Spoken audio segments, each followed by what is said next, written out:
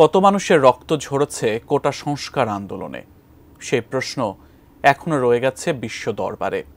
সেই লক্ষ্যে সাম্প্রতিক মাসগুলোতে বিক্ষোভ চলাকালীন মারা যাওয়া বেসামরিক নাগরিকদের বিষয়ে পূর্ণাঙ্গ তদন্তের আহ্বান করেছে যুক্তরাষ্ট্র।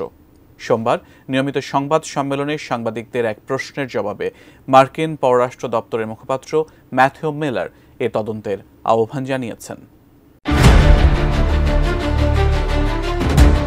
কোটা সংস্কার ও আন্দোলন ও ছাত্র জনতার অভ্যুত্থানে ১৬ জুলাই থেকে ৯ সেপ্টেম্বর পর্যন্ত বাংলাদেশে নিহত হয়েছেন ৮৭৫ জন। বেশিরভাগ মানুষের মৃত্যু ঘটেছে আইন শৃঙ্খলা রক্ষাকারী বাহিনীর গুলিতে। হিউম্যান রাইটস সাপোর্ট সোসাইটির দেয়া পরিসংখ্যানে এমন তথ্যই উঠে এসেছে।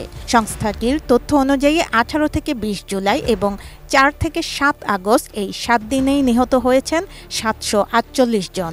এছাড়া অভ্যুত্থানে আহত হয়েছেন ৩০,০০০-এরও বেশি মানুষ। শুরু থেকেই কোটা সংস্কার আন্দোলনকে কেন্দ্র করে দেশব্যাপী এই সংঘর্ষ, সহিংসতা ও হতাহতের ঘটনায় উদ্বেগ প্রকাশ করে আসছে যুক্তরাষ্ট্র। তারই ধারাবাহিকতায় এবার সাম্প্রতিক মাসগুলোতে বিক্ষোভ ও বিক্ষোভে নিহত বেসামরিক নাগরিকদের বিষয়ে পূর্ণাঙ্গ তদন্তের আহ্বান জানিয়েছে দেশটি। What shall be the US government stand on whom to hold responsible for killing of hundreds of people in Bangladesh from human rights perspective? We think there need to be full investigations into the civilians who lost their life during the protests and the crackdown on the protests in recent months, and there needs to be full accountability for anyone responsible. নির্মাণ কাজেও আমি বেছে নেই CSRM TMT 500W, committed for better still. এই আন্দোলনকে ঘিরে শুরু থেকেই যুক্তরাষ্ট্রকে দোষারোপ করে আসছিলেন সাবেক প্রধানমন্ত্রী ও আওয়ামী লীগের সভাপতি শেখ হাসিনা। ক্ষমতাচ্যুত হওয়ার পরও ১১ আগস্ট ভারতীয় সংবাদ মাধ্যম দ্য প্রিন্টকে দেয়া এক বার্তায় তিনি তাকে ক্ষমতাচ্যুত করার জন্য যুক্তরাষ্ট্রের মতো বিদেশি শক্তিকে দায়ী করেছেন।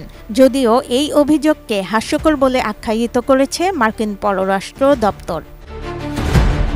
তদন্তের মাধ্যমে চিহ্নিত ব্যক্তিদের বিরুদ্ধে কী ধরনের ব্যবস্থা নেওয়া হবে পরিষ্কার করে কিছু বলেননি ম্যাথিউ মিলার। তবে তিনি জানান, দায়ী ব্যক্তিদের পূর্ণ জবাবদিহিতার আওতায় আনতে হবে। নতুন করে যুক্তরাষ্ট্রের এই তদন্তের আহ্বানকে কিভাবে দেখবে বাংলাদেশ, সেটাই এখন দেখার বিষয়।